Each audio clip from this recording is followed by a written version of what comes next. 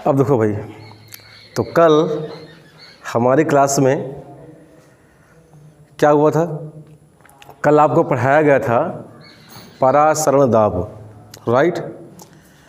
परासरण क्या होते हैं, परासरण दाब क्या होता है? परासरण दाब के हमने आपको दो परिभाषा हमने आपको डिफाइन किया था, ठीक है ना। अब ध्यान दो भाई, तो जो परासरण दाब है हम आपको ऑलरेडी बता चुके हैं कि यह विलयन के अणुसंख्य गुण हैं। क्या है भैया? विलयन के अणुसंख्य गुण है, कॉलीगेटिव प्रॉपर्टी ऑफ सॉल्यूशन है। विलयन के अणुसंख्य गुण क्या होते हैं? विलयन के अणुसंख्य गुण क्या होते हैं हम आपको बता चुके हैं कि विलयन के वे भौतिक गुण या फिर वे गुण जो विलयन के किसी निश्चित आयतन में उपस्थित विलय की कणों की संख्या पर निर्भर करते हैं। क्या होते हैं भैया? जो विलयन के किसी निश्चित आयतन में उपस्थित विलय के कणों की संख्या पर निर्भर करते हैं उसे विलयन के अणुसंख्य गुण कहते हैं। ध्यान दीजिएगा, ये परिभाषा हम आपको लिखवा नहीं रहे हैं। अणुसंख्य गुण हम आपको इसे पढ़ाए हैं, कॉलीगेटिव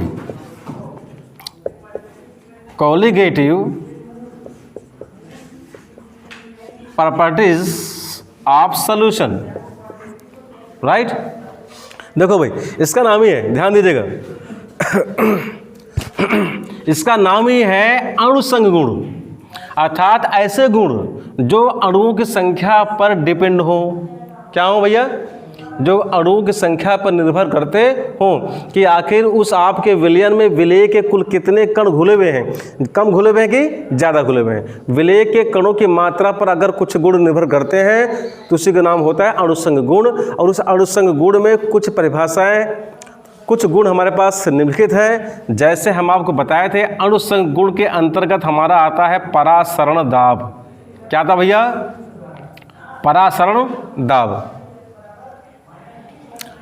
और हमारा आता है वाष्प दाब का अपेक्षिक अवनमन, या फिर वाष्प दाब का अवनमन, या मान लो अपेक्षिक अवनमन,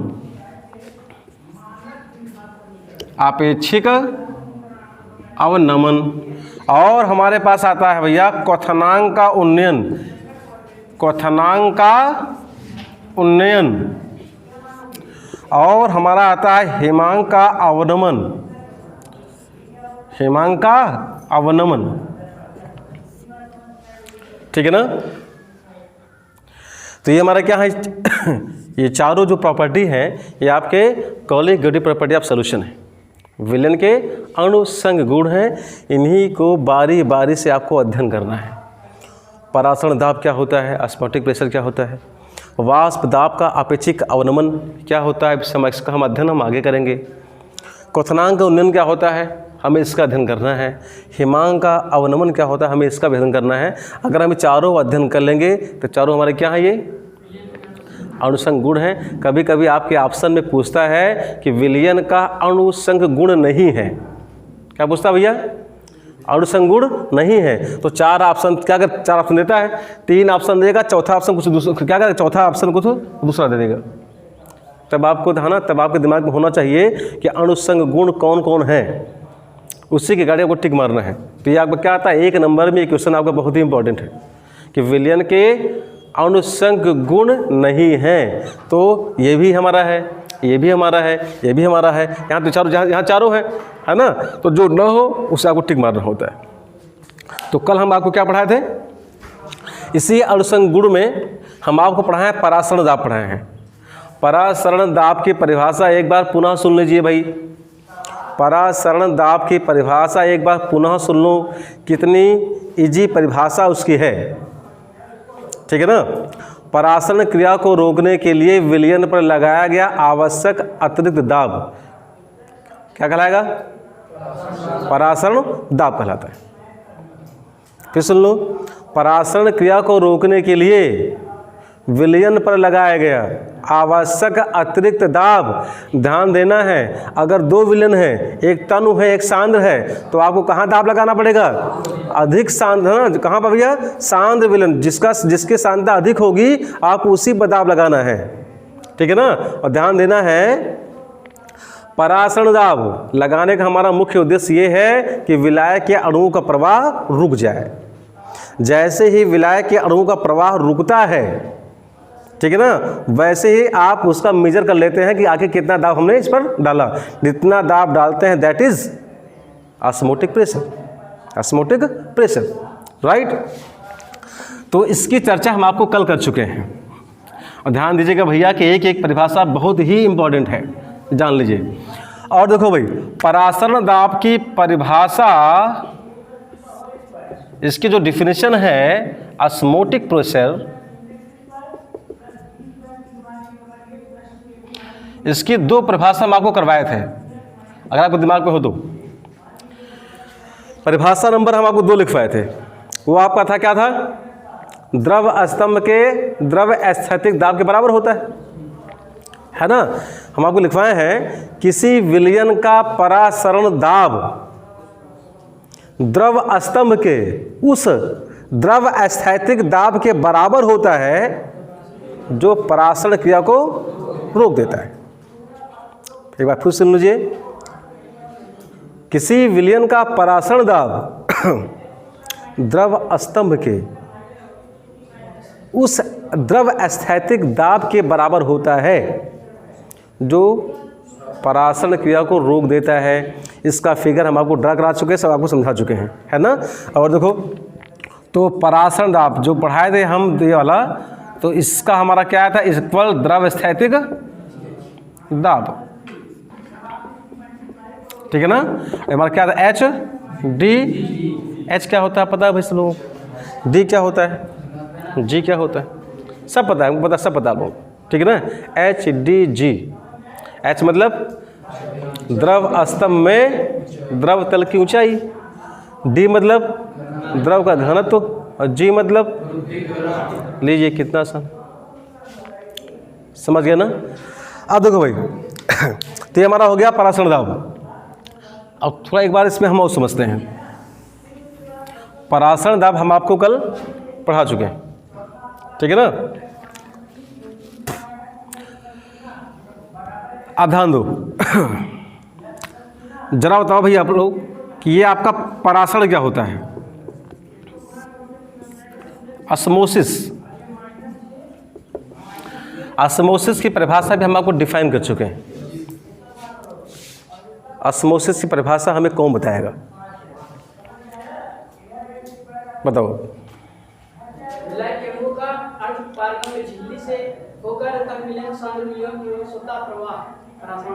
कितना आसान है यार, शाबाश, बैठो। विलायक के अणुओं का अर्धपारगम झिल्ली में से होकर कम सांद्रता से अधिक सांद्रता की ओर स्वतः प्रवाह, चाहे तनु से शांत की ओर स्वतः प्रवाह, क्या कहलाता भैया? दिमाग में बसा लो कि परासरण क्रिया सदैव कम सांद्रता से अधिक सांद्रता की ओर होता है। किसका प्रवाह होता है? केवल विलायक का, केवल जल के अणुओं का। ध्यान देना है भैया, परासरण क्रिया में प्रवाह विलायक के अणुओं का तनु से सांद्र की ओर ही होता है। समझ गए सब लोग? थोड़ा समझ लीजिए एक बार फिर से। ये हमारे पास क्या है? अर्धपारगम झिल्ली है। ये जो हम आपको दिखा रहे हैं, ये हमारे क्या हैं पता भाई आप लोगों को? ये आपके शुद्ध विलायक हैं, और ये विलेय के कण हैं, ठीक है ना। और इसी के बीच में क्या हमारा ये है? ये विलायक है। ये हमारा क्या बन गया? ये हमारा बन गया सॉल्वेंट है यार। क्या बन गया भैया? इसको बोलते हैं, चलो बोल देते हैं, जल के अणु। जल के अणु, ये हमारा है सॉल्यूशन, ठीक है ना। ये हमारा है एसपीएम। जरा बताओ इसमें विलायक के अणुओं का प्रवाह किधर होगा? जल है, देखो भैया, जल इसमें भी है, जल इसमें भी है, जल दोनों में ना। कहा भैया इसमें क्या है? इसमें जल, ये जल है, ये विलेय है। चाहे चीनी मान लो यार, क्या मान लें? चीनी मान लो, ग्लूकोज मान लो, कुछ मान लो। ये जल है, ये चीनी है। तो जरा बताओ इसमें प्रवाह किसका कैसे किधर होगा? तो ये जल, अगर दोनों में जल है तो जल उधर ही प्रवाहित तो होगा जिधर विलयन आपका सांद्र होगा। ये तनु है, ये सांद्र है, समझ गया ना? तनु मतलब हल्का वाला, इसमें क्यों विलायक है, तो इसका प्रवाह इधर से इधर होगा, अर्थात तनु से सांद्र की ओर विलायक के अणुओं का सदैव प्रवाह होता है, उसको हम बोलते हैं परासरण बोलते हैं। और ध्यान दीजिएगा, एक और आपने सुना होगा विसरण। क्या सुना भैया? ये आपका है ऑस्मोसिस, एक हमारा होता है डिफ्यूजन। क्या होता है भैया? डिफ्यूजन भी हमारा होता है भाई, एक हमारा डिफ्यूजन भी होता है। जरा बताओ डिफ्यूजन क्या होता है? इसी का उल्टा होता है विसरण। क्या होता है भैया? इसी का उल्टा होता है डिफ्यूजन होता है। पदार्थों के अणु, ध्यान दीजिएगा, पदार्थों के अणु अधिक सांद्र से, कहाँ पर? पदार्थों के अणु अधिक सांद्रता वाले क्षेत्र से कम सांद्रता वाले क्षेत्र की ओर स्वतः प्रवाहित होते रहते हैं या होते हैं, उसे क्या बोलते हैं? विसरण। न समझ में? क्या बोले भैया? अधिक साथों, देखो भाई, पदार्थों के अणु या फिर वह प्रक्रम जिसमें पदार्थों के अणु अधिक सांद्रता वाले क्षेत्र से कम सांद्रता वाले क्षेत्र की ओर स्वतः प्रवाहित होते रहते हैं या फिर स्वतः गति करते हैं, उसे विसरण कहते हैं। ध्यान दीजिएगा, यह विसरण तब तक होता है, यह प्रवाह तब तक होता रहता है जब तक दोनों के सांद्रता आपस में समान न हो जाए। राइट? तो समझे? अब एक काम करो सब लोग, विसरण की परिभाषा बनाइए, डिफ्यूजन की परिभाषा आप लोग बनाइए। एक बार पुनः सुन लो, एक बार पुनः सुन लीजिए कि डिफ्यूजन की परिभाषा क्या होती है। पदार्थों के अणु अधिक सांद्रता वाले क्षेत्र से कम सांद्रता वाले क्षेत्र की ओर स्वतः प्रवाहित होते रहते हैं या होते हैं, उसे विसरण कहते हैं। ना ना ना, फिर सुन लो भैया, है भैया, सुन लो आप लोग, बोले स्टॉप हो जाओ।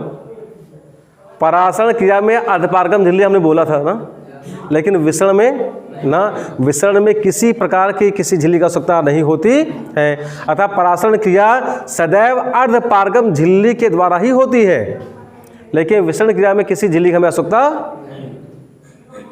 अब समझ गए? लिखो भाई।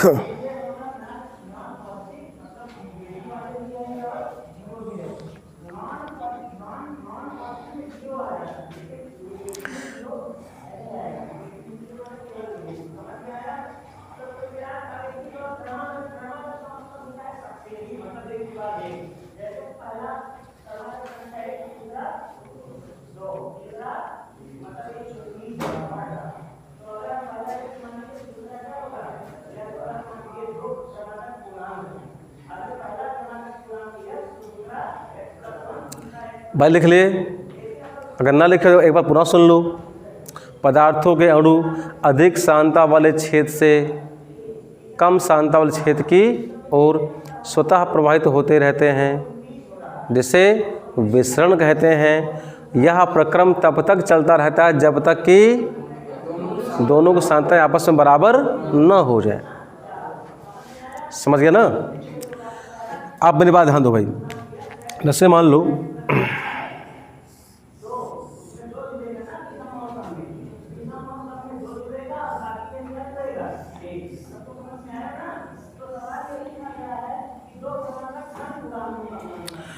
यहाँ देखो, एकदम स्पष्ट, समझ गया ना?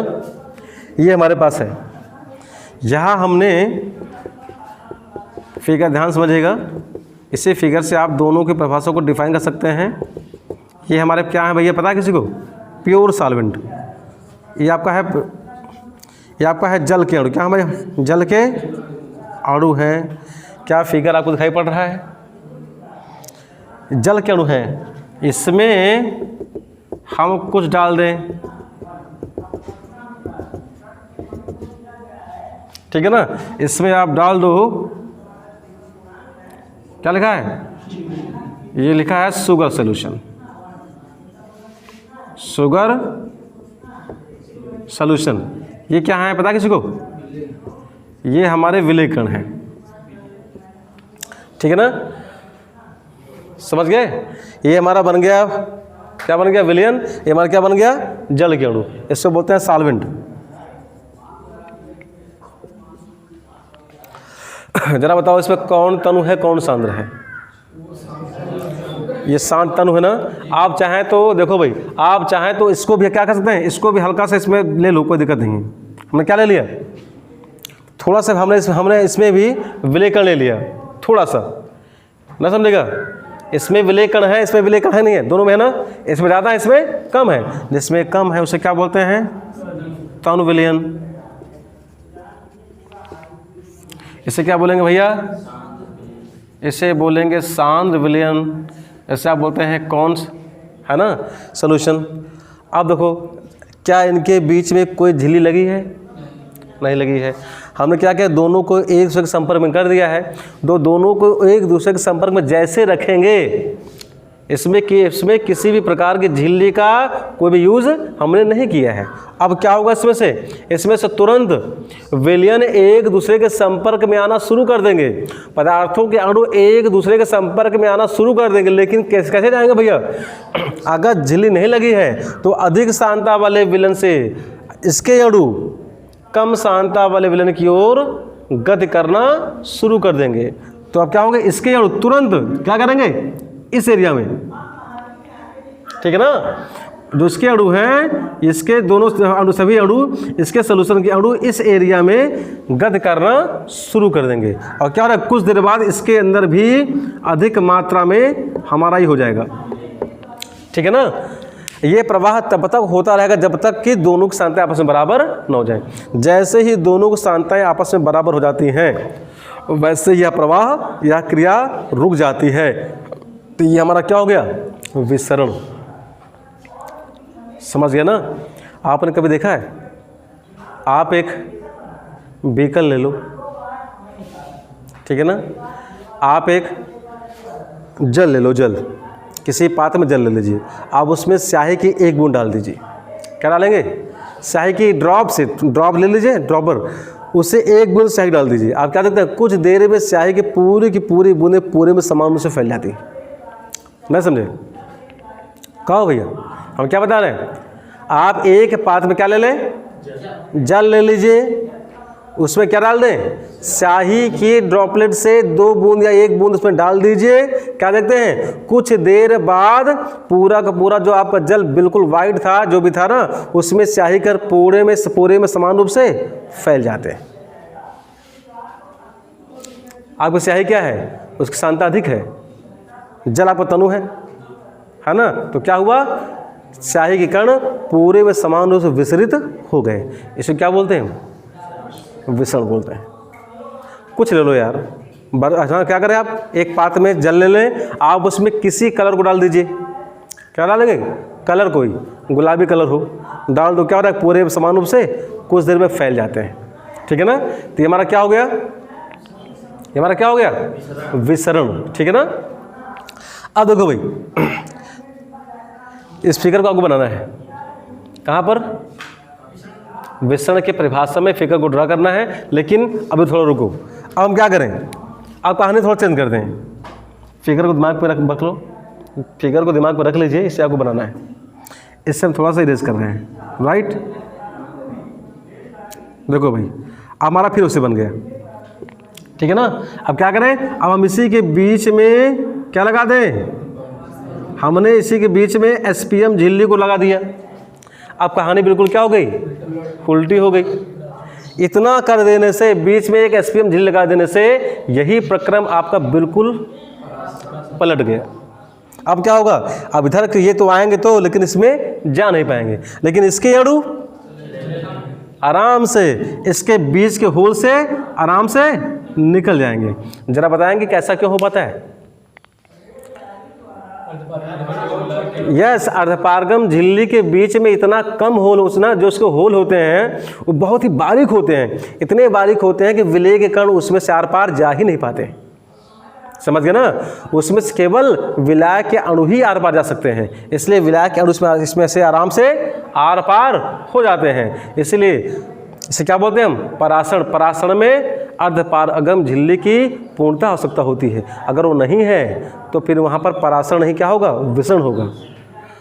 अर्धपारगम झिल्ली आ गई तो परासरण हो गया। तो परासरण क्रिया में विलायक के अणुओं का प्रवाह कहाँ होता है? तन से सांद की ओर, जबकि विसरण में सांद से तन की ओर। अब हमारे ख्याल से हमारी पूरी बातें आपके दिमाग में पूर्णता एकदम स्पष्ट आ गई। कोई दिक्कत? तो फिगर आप लोग बना लीजिए। कौन बनाएंगे फिगर? इसके पहले वाला।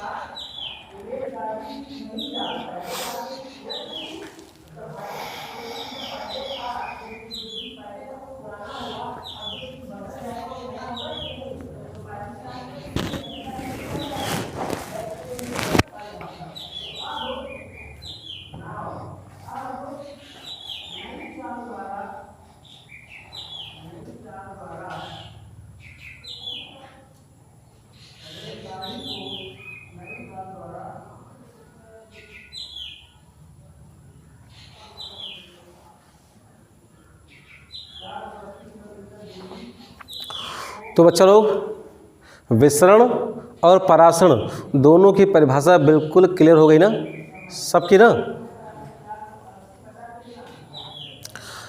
अब देखो, ये आपका 2 नंबर में या 1 नंबर में आपका आता भी है कि विसरण और परासरण में अंतर लिखिए।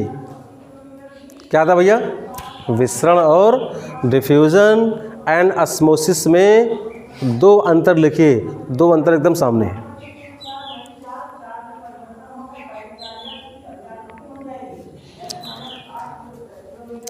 चलिए अब हम आगे चलते हैं।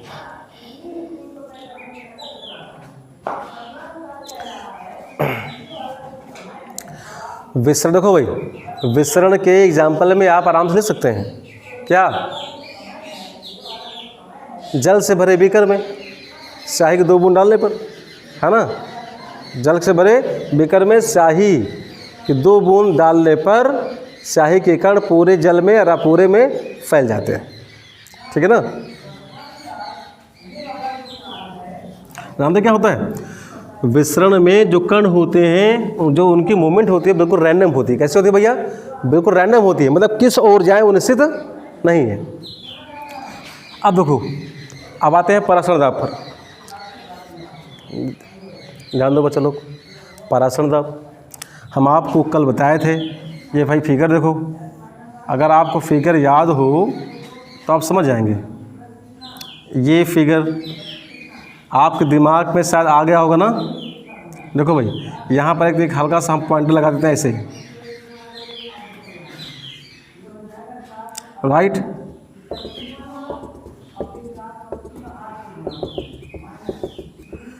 फिगर सबके दिमाग में है ना?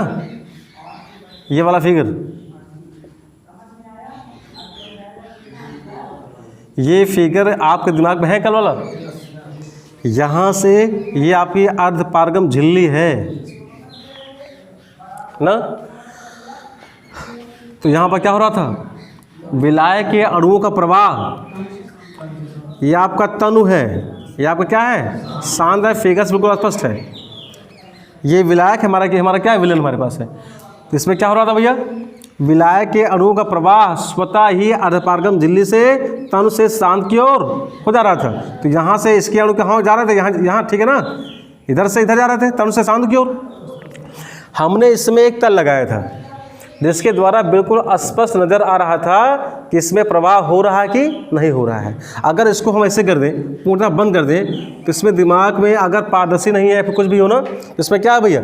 दोनों भरे हुए हैं। इसमें समझ में नहीं आ रहा है कि परासरण क्रिया हो रही है कि नहीं हो रही है। इसलिए हमने इसका तल थोड़ा ऐसा कर दिया, इसमें इसको हमने ऐसा कर दिया।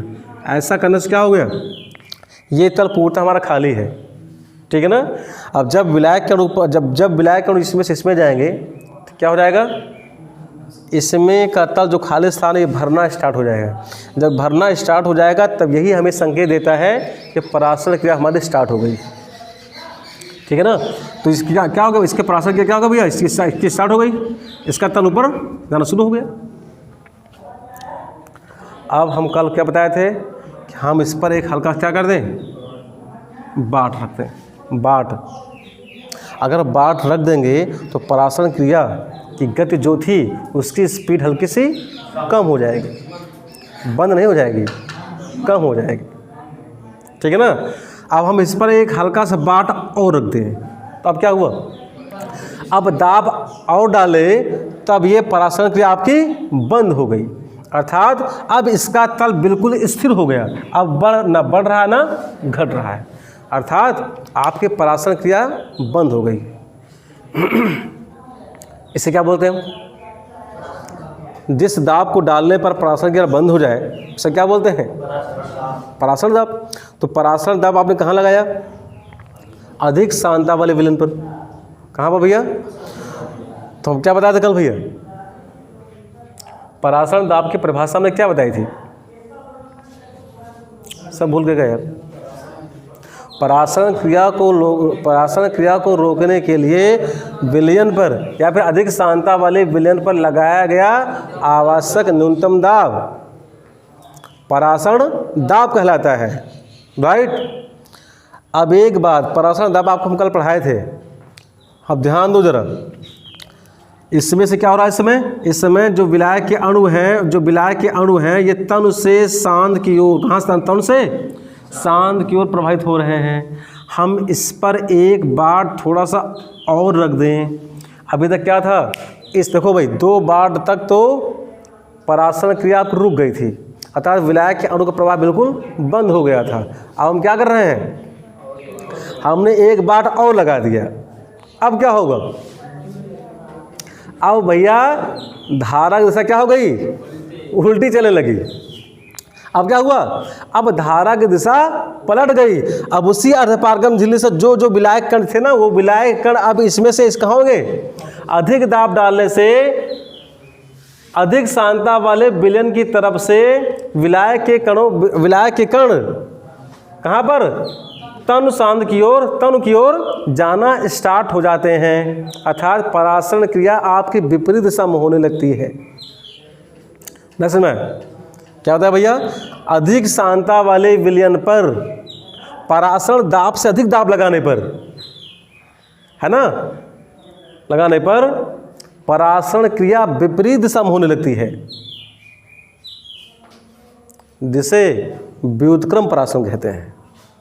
क्या बोलते हैं भैया, व्युत्क्रम परासरण भी देखो भाई, व्युत्क्रम परासरण शायद पिछले बार किसके पहले आया था, व्युत्क्रम परासरण कहते हैं। ये भी परिभाषा आपकी क्या है, इंपॉर्टेंट है। व्युत्क्रम परासरण, इनवर्स इसे क्या बोलते हैं हम, इसको बोलते हैं इनवर्स ऑस्मोसिस, ना समझे। व्युत्क्रम मतलब जब परासरण की क्रिया क्या हो जाए, उल्टी हो जाए, पलट जाए, अर्थात अब विलायक के कण कहाँ जा रहे हैं, अधिक सांद्र से तन की ओर, दाब कहाँ लगाना है, अधिक सांद्र विलयन पर आपको दाब लगाना है। दाब कितना लगाना है, परासरण दाब से थोड़ा ज़्यादा लगाना है बस। परिभाषा हम बता रहे हैं, ध्यान दीजिएगा, एकदम इजी परिभाषा है, ठीक है ना। देखो भाई, अधिक सांद्रता वाले विलयन पर, कहाँ पर, अधिक सांद्रता वाले विलयन पर परासरण दाब से अधिक दाब लगाने पर परासरण क्रिया विपरीत दिशा में होने लगती है, जिसे व्युत्क्रम परासरण कहते हैं। क्या इसे लिख पाएंगे आप, लिखो फिर।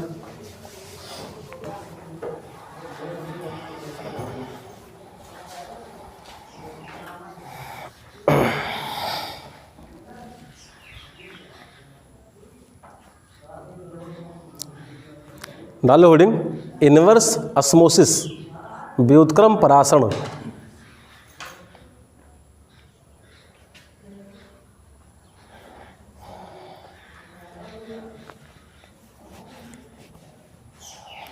अब क्या हो जाएगा, इसकी दिशा पलट जाएगी भैया।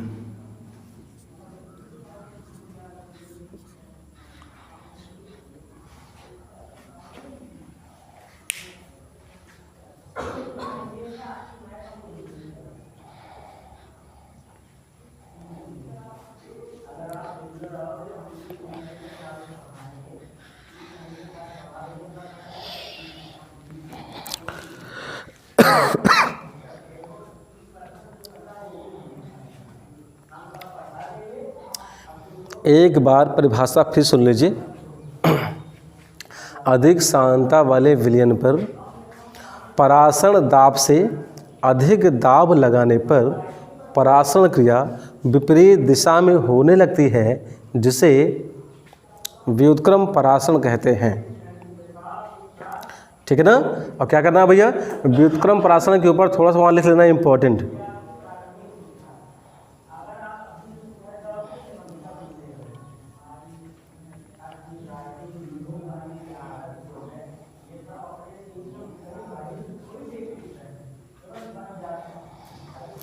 तो ज़रा बताइए, ध्यान दीजिए। तो व्युत्क्रम परासरण की परिभाषा इसमें हमें कौन सुना सकता है बढ़िया? अधिक सांद्रता वाले विलयन से विलयन पर परासरण दाब से अधिक दाब लगाने पर परासरण की क्रिया विपरीत दिशा में होने लगती है, इसे व्युत्क्रम परासरण। बहुत सुपर, बहुत बढ़िया, शाबाश, बैठो। और कोई आप बताइए। अधिक सांद्रता वाले विलयन पर परासरण दाब से अधिक दाब लगाने पर परासरण की क्रिया विपरीत दिशा में होने लगती है, जिसे परासरण दाब कहते हैं। बहुत बढ़िया। अधिक सांद्रता विलयन वाले अधिक सांद्रता वाले विलयन पर परासरण दाब से अधिक दाब लगाने पर वो परासरण क्रिया उसे व्युत्क्रम परासरण कहते हैं। सही, बहुत बढ़िया। ये हमारा हो गया परासरण और व्युत्क्रम परासरण। अब देखो भाई, ध्यान दीजिएगा, ये है परासरण, ठीक है ना। ये हमारी है अर्धपारगम झिल्ली, ये हमारा है, इधर आपका है तनु, इधर आपका क्या है, ये है तनु, ये क्या है सांद्र, ये इसकी दिशा है, राइट। समझ गए ना परासरण में। अब व्युत्क्रम में क्या होता है, व्युत्क्रम परासरण में इसी को उल्टा होता है। ये है तनु, ये हमारा क्या है भैया, एसपीएम है, और ये है सांद्र। इसमें क्या होते हैं, इसी का उल्टा। समझ गए ना। ये परासरण, ये व्युत्क्रम परासरण। आपको दिमाग में ये रखना है आपको। ये हमारा क्या है, एसपीएम, ये इसका सिंबल है, ताकि आप इसे भूलें ना। सांद्र से तनु की ओर व्युत्क्रम, तनु से सांद्र की ओर नॉर्मल परासरण, ठीक है ना। अगर तो क्या पता है तनु सांद्र है तो हमारी, अगर तनु सांद्र है तो हमारी ये कंडीशन का हमको कवर करती हैं। लेकिन अब देखते हैं कुछ और कहानी, कुछ और कहानियाँ देखते हैं। देखो भाई, ध्यान दीजिएगा। अगर मान लो हमारे पास दो सॉल्यूशन हों, क्या भैया हो, दो सॉल्यूशन हों। ये है अर्धपारगम झिल्ली,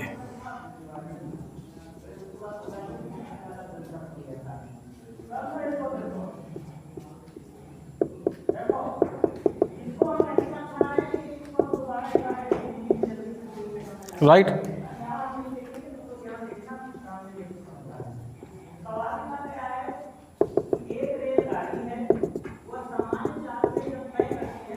अब देखो क्या है, दोनों में विलेय कण बराबर संख्या भूले हुए हैं।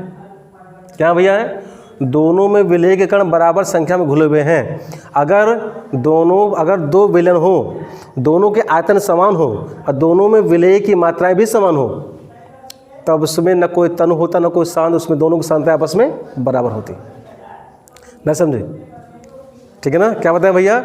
अगर समान आयतनों में विलय की मात्राएं समान हैं तो उन दोनों विलयनों की सांद्रताएं भी समान होती हैं। सांद्रता मतलब क्या होता है? सांद्रता मतलब विलयन के एकांक आयतन में उपस्थित विलय के कणों की मात्रा, है कि नहीं? अगर समान आयतन में विलय के कण समान मात्रा में घुले हुए हैं तो तब दोनों की सांद्रताएं क्या हो जाएंगी? समान। यहाँ पर क्या है? दोनों की सांद्रताएं समान हैं। दोनों की सांद्रताएं भी समान हैं। बीच में अर्धपारगम झिल्ली लगी है। तो अब बताओ कि विलायक के अणुओं का प्रवाह किधर होगा? क्या होगा? नहीं होगा ना, क्योंकि दोनों की सांद्रताएं क्या है? समान है। अगर दोनों की सांद्रताएं समान होती हैं तो परासरण क्रिया किसी भी दिशा में नहीं होती है, अर्थात इस कंडीशन पर दोनों के परासरण दाब समान होते हैं। क्या होते हैं भैया? दोनों के परासरण दाब भी क्या होते हैं? समान होते हैं। तो ऐसे दो विलयन जिनके परासरण दाब समान होते हैं उनको हम बोलते हैं समपरासारी विलयन। क्या बोलते हैं भैया? समपरासारी विलयन। फिर सुन लो, समान ताप पर, ध्यान देना, क्या बोल रहे हैं भैया? समान ताप पर, ताप दोनों के क्या हो? समान हो। समान ताप पर ऐसे दो विलयन जिनके परासरण दाब समान होते हैं समपरासारी विलयन अर्थात आइसोटोनिक सॉल्यूशन कहलाते हैं। कोई दिक्कत? और क्या बताए भैया? समपरासारी विलयन में परासरण क्रिया किसी भी दिशा में नहीं होती है, अर्थात समपरासारी विलयन में विलयनों की सांद्रताएं आपस में समान होती। ठीक है ना? एक बार फिर ध्यान दो भैया, समपरासारी विलयन की क्या पहचान है? इसमें दोनों विलयनों की सांद्रताएं आपस में समान होंगी, पहली कंडीशन। दूसरी बात, इसमें परासरण क्रिया किसी भी दिशा में नहीं हो। अगर कंडीशन है, इसका क्या मतलब है कि दोनों क्या है? समपरासारी विलयन है, दोनों के परासरण दाब समान है। ठीक है ना? डालो डिसलो भैया, समपरासारी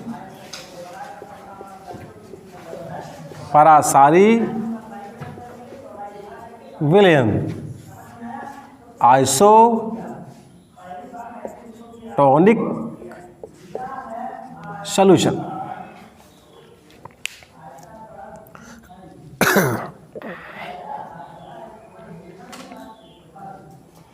परिभाषा एक बार सुन लो, एक बार परिभाषा सुन लीजिए, आपको लिखना अपने से है। समान ताप पर ऐसे दो विलयन जिनके परासरण दाब समान होते हैं समपरासारी विलयन कहलाते हैं। Write down.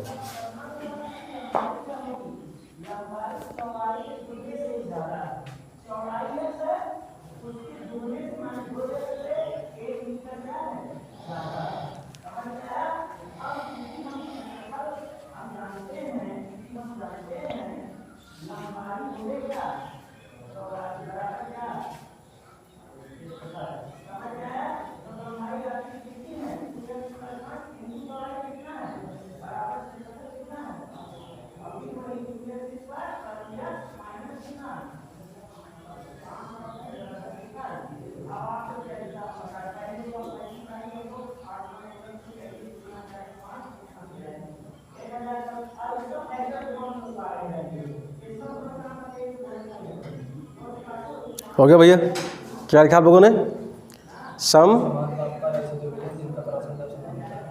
ठीक है ना? नीचे लिखो नोट में, नोट फर्स्ट क्या लिखेंगे? लिखेंगे समपरासारी विलयन में परासरण क्रिया किसी भी दिशा में नहीं होती। लिख लो, समपरासारी विलयनों में परासरण क्रिया किसी भी दिशा में नहीं होती है।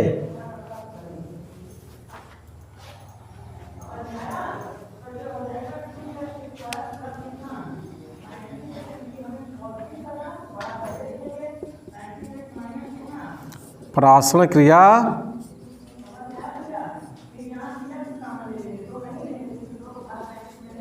किसी भी दिशा में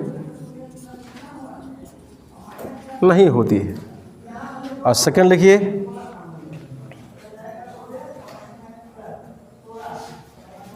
नोट सेकंड लिखो, समपरासारी विलयनों की सांताएं आपस में समान होती हैं। समपरासारी विलयनों की सांद्रताएं आपस में समान होती हैं।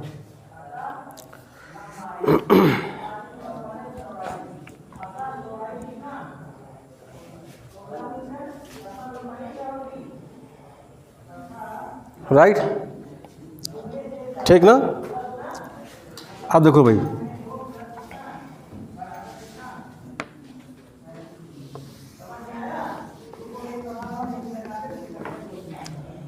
ध्यान दीजिएगा, समानता, ठीक है ना। समानता हम परासरण दाब को किससे भैया, पाई से, किससे भैया, समानता हम परासरण दाब को पाई से या पी से हम इसको व्यक्त करते हैं, किससे भैया, तो ये हमारा पाई हो गया। अब देखो भाई, अगर हमारे पास अभी हम इसकी चर्चा आगे करेंगे, अगर आपके विलयन है, ठीक है ना, तो विलयनों के लिए, किसके लिए भैया, तन विलयनों के लिए हमारे पास एक समीकरण होता है जिसको हम बोलते हैं, देखो भाई ये हमारा क्या होता है, जिससे देखो आदर्श गैस समीकरण आपने पढ़ा होगा, आदर्श गैस समीकरण आपने क्या पढ़ा है, पीवी इक्वल एनआरटी, ये हमारा क्या भैया, आदर्श गैस समीकरण है। वैसे ही हमारे पास एक समीकरण होता है किसके लिए भैया, तन विलयनों के लिए, किसके लिए, तन विलयनों के लिए हमारे पास भी एक नियम होता है, उसको बोलते हैं हम वान हाफ समीकरण। क्या बोलते हैं, क्या लिखा भैया, ये वान हाफ समीकरण। ये होता है गैस के लिए, ये होता है विलयन के लिए, ना समझे। ये किसके लिए है, PV equal N R T, P मतलब गैस का दाब, वी गैस का आयतन, एन गैस में उपस्थित कणों की संख्या, आर आदर्श, आर मतलब गैस नियतांक, और टी मतलब गैस का ताप 100 टेम्परेचर। उसी प्रकार से वान हाफ समीकरण होता है, किसके लिए होता है, ये आपका होता है विलयन के लिए। ये भी हमारा होता है ऐसे, अगर पी है तो आदर्श गैस में गैस का दाब, इसमें परासरण दाब, हमारा क्या रहेगा, P V equal N R T, चाहे एन आर टी कर दो चाहे आप एन एस टी कर दो, क्या कर दें, एन एस टी, ना समझे क्या। आर मतलब गैस नियतांक, और यहाँ पर एस करेंगे उसका हो जाएगा विलयन स्थिरांक या विलयन नियतांक, आर ही ना, कुछ है कोई दिक्कत नहीं। और आप यहाँ पर चाहे पाई रखो चाहे पी रखो, समझना आपको है ना, ठीक है ना। मतलब अलग अलग किताबों में इसका जो संकेत इसका अलग अलग है। तो हमारा पाई हो गया, पाई वी हमारा क्या आ गया, एन आर टी हो गया, P V equal N R T या एन एस टी, ये हमारा हो गया वान हाफ समीकरण। ध्यान दीजिएगा बस, अगर यहाँ पर हम पाई का मान निकालें, क्या निकालें भैया, पाई का मान हमारा क्या रहेगा, एन बटे वी आर टी, एन बटे वी आर टी, है ना। अब देखते हैं, मान लेते हैं, माना दो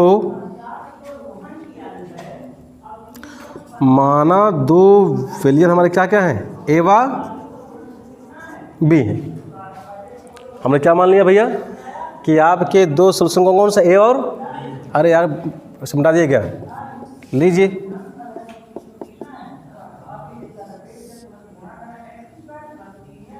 दिखाई पड़ा भैया, ये आपका एसपीएम, ये पहला वाला, ये आपका दूसरा वाला, इसका नाम ए, इसका नाम बी, ठीक है ना।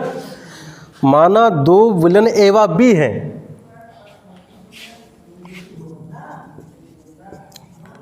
जिनके परासरण दाब क्या मान लेते हैं, पाई ए व, वाह बोलो यार, पाई भी है, पाई ए व पाई भी है, ठीक है ना। तब हमारा क्या रहेगा, तब हमारा आ जाएगा पाई ए बराबर, यान ए बटे VA RT। फिर आ जाएगा पाई B बराबर NB बटे VB RT। कोई दिक्कत भैया? ये किसका है? ये है पहले विलन का परासरण दाब। ये किसका है? दूसरे विलन का। पाई A इक्वल NA बटे VA इंटू RT और सेकंड का पाई B इक्वल NB बटे VB इंटू RT। पाई मतलब क्या होता है? परासरण दाब होता है। ये किसका है? ये किसका है? दूसरे का। सबको पता है कि अगर सम परासारी विलन है तो उनकी सांद्रताएं आपस में समान होती हैं और उनके परासरण दाब आपस में समान होते हैं। ठीक है ना? ध्यान दीजिएगा। सम परासारी ऐसे लिखें, चूंकि A व B क्या है? समपरासारी है। समपरासारी है, इसलिए पाई A इक्वल पाई B। कोई दिक्कत भैया? समपरासारी है इसलिए दोनों के क्या होंगे? परासरण आपस में। भैया आप क्या पढ़ रहे हैं? समपरासारी पढ़ रहे हैं, मतलब दोनों के परासरण दाब समान हैं। A चूंकि A व B समपरासारी है इसलिए पाई A और पाई B दोनों आपस में क्या हो गए? बराबर हो गए। अब दोनों का मान रखिए, NA बटे VA RT, यहाँ पर भी NB बटे VB RT। RT कैंसिल, आ गया NA बटे VA इक्वल NB बटे VB। समझ गए? यानी हमारा क्या है पता है किसी को? Number of moles.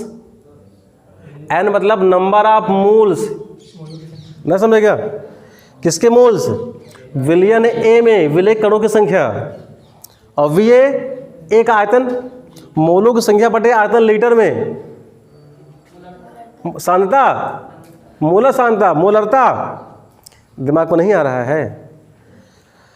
मोलों की संख्या बटे आयतन लीटर में N बटे V। अगर आपने पढ़ा होगा तो N बटे V बराबर होता है मोलरता, कि नहीं होता मोलरता? अब मोलरता को ही हम बोलते हैं सांद्रता। क्या बोलते हैं? सांद्रता। ये सांद्रता किसका है? A की। ये किसका है? B की। तो आप इसमें क्या देख लिया? विलयन A की सांद्रता, विलयन A की सांद्रता इक्वल क्या आ गया? विलयन इक्वल विलयन B की। आप क्या देखा? दोनों सांद्रता आपस में बराबर हो गई। यही तो कंडीशन हमारी है समपरासारी की, नहीं हो रही है? आपकी यही कंडीशन है। क्या है भैया? अगर समपरासारी हैं तो उनकी मोलर सांद्रता आपस में समान होनी चाहिए और समान है। इसे नोट कर लीजिए।